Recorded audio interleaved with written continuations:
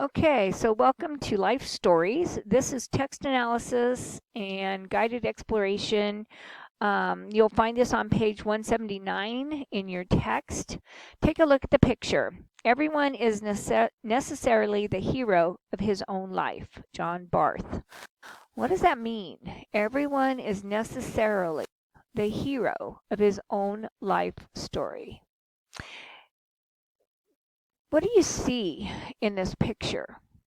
Um, and this is really interesting. That's what's behind him too. So we're looking in the future and we're looking behind.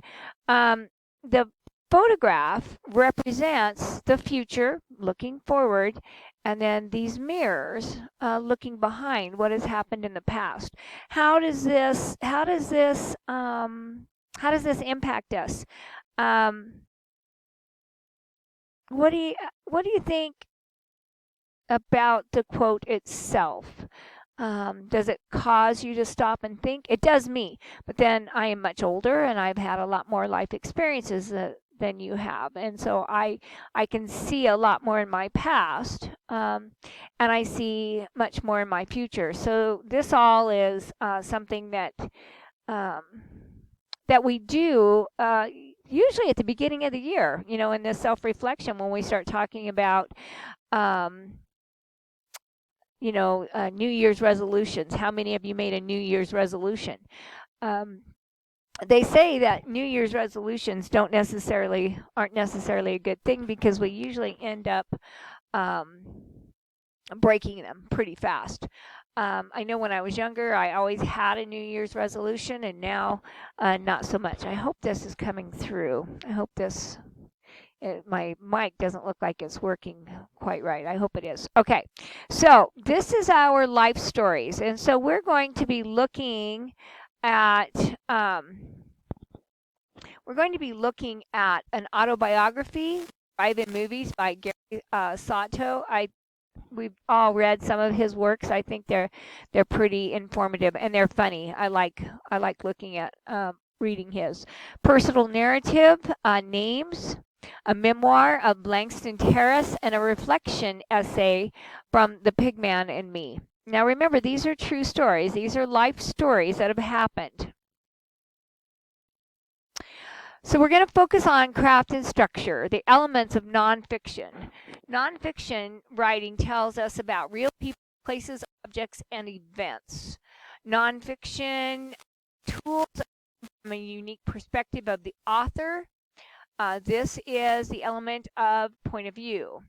Are written for one or more reasons. Author's purpose. Use specific words to convey specific meanings. Word choice. Use vivid details that appeal to the five senses: sight, sound, touch, taste, and smell. Imagery. Organize ideas in a way that are easy for readers to follow. And that's organization. That's part of some of the things that we do in Step Up to Writing as well when we start talking about the point of view, the purpose, our word choice, the imagery that we're going to use, and the organization of that paper. So I want you to read the elements of the nonfiction and read that page and go through it, right? From the I have to be. The best nonfiction writing opens a new window. Read right here. The world creator, it says, this is what I see from the place I happen to be. I always like that because I think books open um, a whole new world to all of us. And I enjoy so many different types of reading. I read everything that I can. Right now, I'm reading a science fiction novel that I've actually read once before, and I liked it so well. I'm reading it again, and I love the author. The next thing we're looking at is the forms of nonfiction. There are many forms of nonfiction. There's the autobiography, a memoir, a diary, an autobiographical sketch, an essay, a persuasive essay or argument, a narrative essay, expository essay, reflective essay, a speech, persuasive speech, an address, and a talk. So when you're looking at other forms of nonfictions, we're looking at advertisements, letters, editorial, and functional text. And so what I'm hoping, what I want you to do with this before we move on to the first story is I want you to write an advertisement. This advertisement needs to be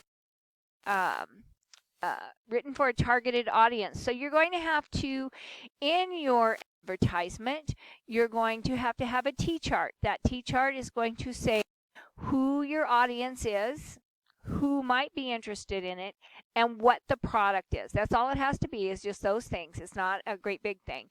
Then I want you to write that advertisement, okay? So you don't need a final. I'm telling you to use the T-chart because it'll keep your thoughts organized, okay?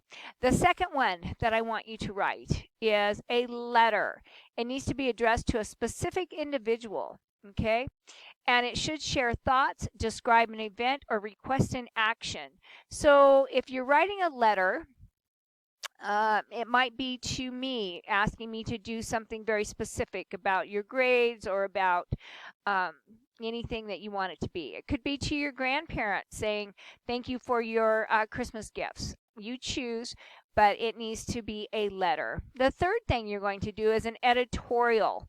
Now, if you do not know what an editorial is, go online and look at the newspaper editorials. They state a position on an issue. Find an issue that you feel passionate about and state your issue. You want to persuade people to think about it in your way. And then the last one is functional text. We're not going to do that one, okay? That's not one we're going to do today. We'll do that later in this lesson. But those are your 3 assignments for this lesson. So go back and reread everything we've just done. Look at your advertisement, your letter, and your editorial. And these are forms of nonfiction. But you're going to want to go back and look at the elements, okay, your purposes, and how you're going to write this, all right?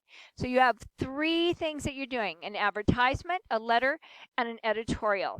These will be done in Google Doc and shared with me on Google Docs, please. And they are due on the 8th. Okay, have fun.